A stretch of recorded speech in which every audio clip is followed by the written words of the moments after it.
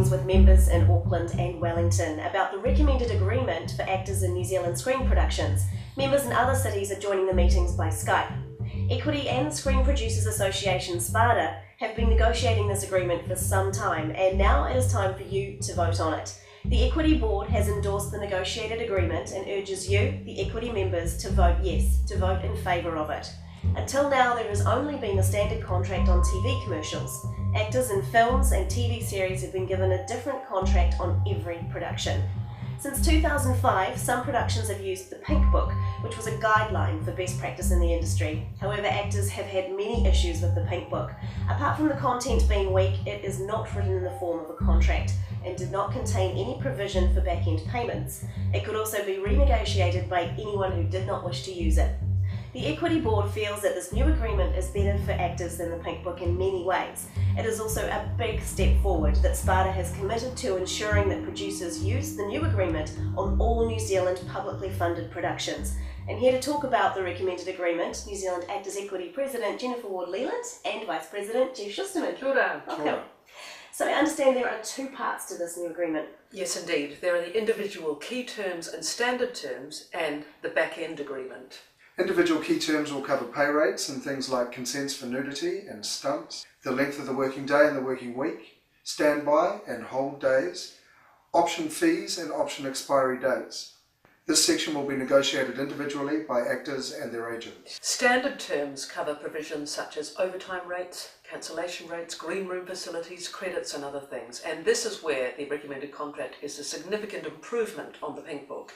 For example, all visible actors with speaking or named parts will now receive visual and legible credits on the master version provided to exhibitors and distributors.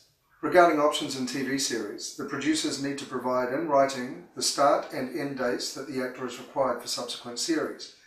The actor can accept other work up to the start of the next series, providing this work does not affect their availability for the second or third series. This provides more certainty for actors in TV series. There's agreement that agents can negotiate fees for merchandising. And a cancellation fee of 100% of the daily rate will now be paid if less than 24 hours notice is given. This is a real improvement on the Pink Book, which only required a cancellation fee if less than 10 hours was given.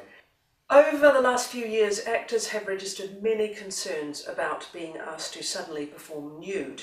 This new agreement is a big improvement because actors can no longer be surprised with nude scenes. In fact, the type of nudity, full or partial, must be negotiated and agreed up front and detailed in the contract. The producer will only use nude or semi-nude stills of the actor for bona fide publicity purposes and if the actor has consented to their use. When stunt work's carried out, a stunt coordinator must be present and not doing any other work. The producer will now provide a quiet and private green room space. This will be a sheltered space with temperature control and enough seating for all actors. Actors will get individual eye and lip makeup and will no longer have to share mascara or eyeliners. The producer may not use audition footage or provide blooper footage to third parties without the actor's consent. All actors will be provided with up to 3 minutes of footage for their show reels after the first release or broadcast. Child actors can no longer be dropped off to set and be babysat by anyone on the production. They must have a chaperone who will be present whenever the actor is on set. The parent or guardian will be entitled to approve the chaperone or house parent, and those chaperones must be police checked. Babies will no longer be required to wear makeup. Another key improvement is the new back-end agreement. Can you tell us what this means for actors? Sure. There's now a back-end agreement which allows key actors to share in the success of publicly funded productions. Back-end payments of 5% of the producer's net income will be made to the core cast plus any marquee players in the TV series.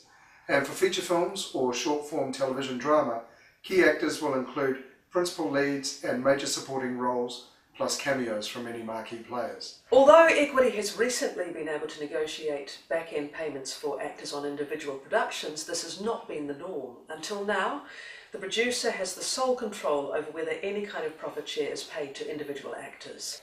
So having a set group of actors who will receive back-ends on all publicly funded productions is a huge step forward. Equity will also strive to improve this agreement in the future so that all actors benefit from back-end payments, as they already do so in the US, the UK and Australia. However, the back-end agreement for us is a good start. In the meantime, The Equity Board feels that this agreement is a great start for New Zealand actors. So please visit our website at actorsequity.org.nz and download a summary of the full agreement. Once you've read it, you can vote online, and the link to the online voting will be sent to you via the e-bulletin, or you can find it on our Facebook page or our web page. So get out there, get reading, get voting. Kia ora everybody.